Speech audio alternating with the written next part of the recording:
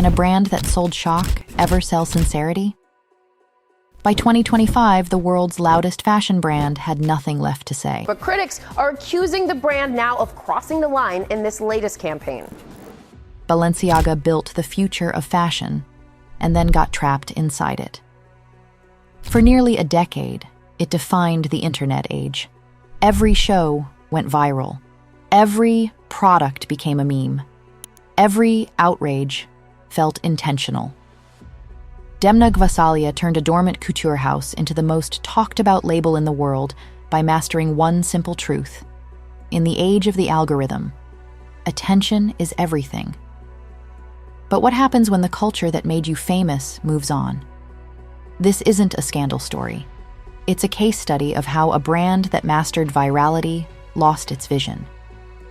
Cristobal Balenciaga, the master of us all, built fashion like architecture, precise, timeless, and disciplined. Demna turned that legacy into spectacle. And now, with Demna gone and Pierpaolo Piccioli stepping in, one question remains. Can Balenciaga find its soul again? Or did it lose its place for good? When Demna Gvasalia was appointed creative director in late 2015, Balenciaga was profitable but irrelevant. It had history. It had prestige. But it didn't have heat. The brand needed a reset, and Demna delivered one, just not in the way anyone expected. Demna didn't come from the traditional fashion establishment. He was a Georgian designer who had co-founded Vetma, a disruptive collective that turned fashion into performance art. There, he put a DHL logo on a t-shirt and sold it for $185. It sold out instantly. He understood something fundamental about the digital age. Fashion wasn't about beauty anymore. It was about moments, viral moments. The contrast was stark. Cristobal built silhouettes like architecture. Demna built reach through algorithms. At Balenciaga, he turned that insight into a commercial juggernaut. He created the Triple S sneaker, a monstrously chunky, deliberately ugly shoe that became the defining footwear of 2017 and launched the entire dad sneaker trend. He sold a tote bag that looked exactly like IKEA's 99-cent Fracta shopper, but cost $1,790. He staged a runway show in a literal mud pit. He sent models down the runway in towel skirts. He dressed models as characters from The Simpsons. He even staged a show in Los Angeles satirizing celebrity wellness culture with a collaboration with the cult grocery store Erewhon. Every collection was a provocation, a commentary on the absurdity of consumer culture. And every single one went viral. Critics called it stunt dressing, a term that captured both the genius and the risk of Demna's strategy. The brilliance was in the irony. Demna held up a mirror to fashion's excesses and sold it back to us at luxury prices. He made Balenciaga the ultimate insider brand. If you got the joke, you were in. And if you didn't, that just made it cooler. His outsider perspective shaped everything. Growing up in post-Soviet Georgia gave him a detached, almost satirical view of Western consumerism. As one critic noted, his background gave him the distance to parody American consumerism in ways that felt both sharp and knowing. Demna understood what most designers didn't, that in the internet age, attention is the real currency. He didn't just design clothes. He built a machine for metabolizing culture into content, and content into commerce. The numbers tell part of the story. Balenciaga's revenues grew from 360 million euros in 2015 to over 1.5 billion euros by 2021. Between 2020 and 2021 alone, the brand saw a 44% revenue increase. By late 2021, Balenciaga had dethroned Gucci to become the #1 hottest brand in the world, according to the List Index. Viral domination, especially among Gen Z, was complete. Demna had cracked the code. He had turned fashion into performance art. He made outrage sell. But here's the catch. A brand built on shock needs to keep shocking. And the internet never stays entertained for long. By 2022, something had shifted. The stunts that had once felt revolutionary were beginning to feel repetitive. Another ugly sneaker, another absurdly overpriced everyday object, another runway show designed to provoke outrage. The formula was the same, and the audience was catching on. Critics began to ask if Demna was out of ideas.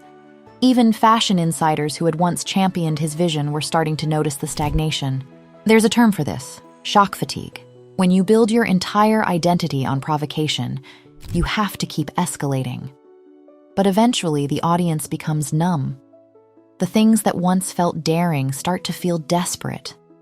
And Balenciaga was running out of buttons to press. And here's the more troubling trend: the culture was evolving. The irony and cynicism that had defined the 2010s were starting to feel dated. Gen Z, the generation that had once embraced Balenciaga's irreverence, was moving toward something different. They wanted authenticity, not irony. Substance, not spectacle. Emotion, not performance. Meanwhile, the competition was heating up. The Row had positioned itself as the thinking person's luxury brand. Minimal, expensive, and impossible to get.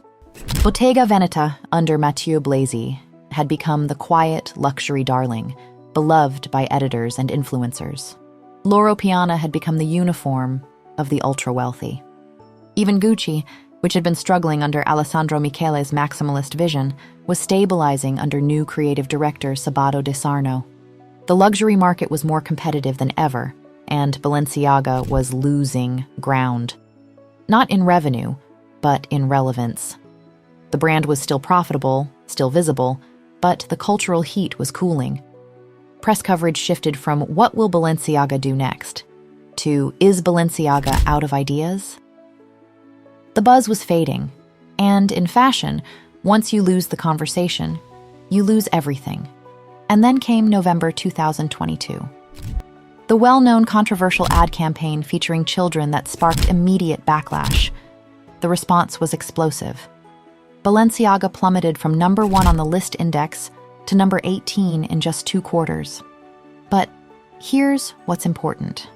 The backlash wasn't the death of Balenciaga. It was proof that the audience had already moved on. Balenciaga could survive a scandal. What it couldn't survive was indifference. In the aftermath, Balenciaga went into damage control. The brand issued public apologies and donated to child advocacy groups. Demna presented a stripped-back collection in March 2023, vowing to stop pressing buttons. The collection was quiet, almost penitent, but it was also forgettable. Because here's the truth. Demna's brilliance was turning fashion into performance art. But once he stopped performing, there was no act left to watch. Without the shock value, what was left? Balenciaga had built its identity on spectacle, and when the spectacle was gone, there was no story to tell. The brand shifted its focus to craftsmanship and heritage instead of shock value. In 2024, Balenciaga reissued the Le City bag, a classic from the pre-Demna era. It sold out quickly, becoming an early signal of a possible comeback. Celebrity partnerships quietly restored. Kim Kardashian, who had distanced herself during the scandal, slowly returned to wearing Balenciaga. But the broader market was unforgiving. The numbers reflect the shift. Kering's Other Houses division, which includes Balenciaga, saw revenues drop 16% in the second quarter of 2025. Balenciaga's sales plateaued around 1.66 billion euros. That might not sound catastrophic, but here's the context. The entire luxury market was in a downturn, and consumers were shifting towards sincerity and craftsmanship. TikTok fatigue had set in. The post-viral era had arrived, and Balenciaga, the brand that had mastered the algorithm, was suddenly struggling to survive it. The brand tried to recapture the old magic with more stunts, but the spark was gone.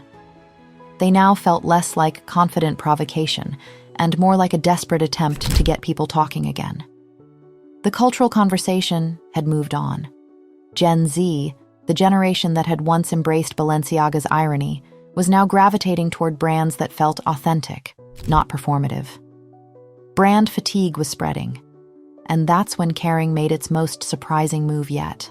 In March 2025, Kering announced that Demna would be leaving Balenciaga to become the new creative director of Gucci. After a decade of shaping the brand in his own singular vision, he was moving on. His final couture show in July 2025 drew every major name in fashion. But beneath the spectacle, the message was clear. The Demna era was over. The buzz had already left the building. 2 months later, Kering announced his replacement, Pierpaolo Piccioli, the former creative director of Valentino. The fashion world didn't see it coming. Picioli was respected, admired even, but he was the complete opposite of everything Balenciaga had become. So was he the right fit for Balenciaga? Pierpaolo Piccioli isn't a household name outside fashion circles, but spend any time following luxury over the past decade, and you've seen his influence. He spent 25 years at Valentino, the final 8 as sole creative director, and built a reputation as one of the industry's most emotionally intelligent designers. His approach was the polar opposite of Demna's. Where Demna was ironic, Piccioli was sincere. Where Demna built his reputation on shock and provocation, Piccioli built his on elegance and emotion. Demna's Balenciaga was about irony. Piccioli's Valentino was about intimacy. He was known for soft, emotional, romantic design, humanist couture, and inclusive elegance. His shows were celebrations of craft and storytelling over shock. He didn't chase trends. He didn't court controversy. He just made beautiful, thoughtful clothes that made people feel something. The fashion press adored him. Zendaya, Florence Pugh, and Lady Gaga gravitated to his work, not for endorsement deals, but because his designs resonated emotionally. His clothes made people feel something. And in an industry increasingly obsessed with noise, that quiet power stood out. But here's what made the appointment so risky. Valentino and Balenciaga are fundamentally different brands. Valentino can afford to be romantic. It thrives on emotion and elegance. Balenciaga, on the other hand, had spent a decade thriving on chaos. The question wasn't whether Piccioli could design, it was whether he could translate his vision into a brand that had been built on the exact opposite principles. So the question was, can Piccioli adapt his aesthetic to fit Balenciaga's DNA? Or will he try to change Balenciaga to fit his vision? Either way, it was a risk. In October, the world got its answer. Piccioli unveiled his debut collection for Balenciaga, titled Heartbeat. The show space was transformed. Minimal, warm, almost meditative. It felt like a breath after years of shouting. The clothes were sculptural but soft, architectural yet emotional. There were clear echoes of Cristobal Balenciaga's original vision, the precision, the silhouette, the obsessive attention to couture detail. But filtered through Piccioli's humanist lens. Piccioli's debut felt like Balenciaga coming full circle, back to Cristobal's humanist vision after a decade of chaos. The industry's response was warm. Vogue described it as a reset built on emotion and craft, while critics noted the atmosphere in the room felt unusually heartfelt and hopeful. The craftsmanship was undeniable. The vision was clear. But warmth isn't the same as heat. Admiration doesn't guarantee cultural power, and the real question wasn't whether the collection was beautiful, it was whether anyone outside the fashion bubble still cared. The timing couldn't be more complicated. The broader luxury industry was in the middle of a creative reshuffle. Alessandro Michele had taken over Valentino, Louise Trotter had moved to Bottega Veneta, and Kering was recalibrating its entire roster, trying to balance innovation with tradition, risk with stability. Balenciaga was just one piece of a much larger puzzle, and the stakes were existential.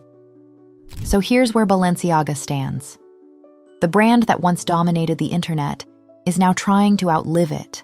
Piccioli's challenge isn't just creative, it's cultural. Can a brand that became famous by breaking every rule survive by following them again? Can emotion and craftsmanship generate the same energy that chaos and controversy once did? The numbers tell part of the story. Balenciaga's sales reached 1.66 billion euros in 2024, a massive increase from the 360 million euros it was generating when Demna arrived in 2015. But the momentum has stalled. The brand is still recovering from the scandal's hangover, a broader luxury slowdown, and a market that's shifting toward sincerity. Post-viral fatigue has set in, and the attention economy that once fueled Balenciaga has turned elsewhere. Picioli is betting that after a decade of chaos, people want to feel something real again. Cristobal built form. Demna built spectacle. Piccioli is trying to build emotion. It's a beautiful idea, but beauty alone doesn't guarantee relevance. So, the question now isn't whether Balenciaga can make noise again. It's whether emotion can outlast the algorithm. What do you think? Let me know in the comments. Thank you for watching, and I'll see you in the next one.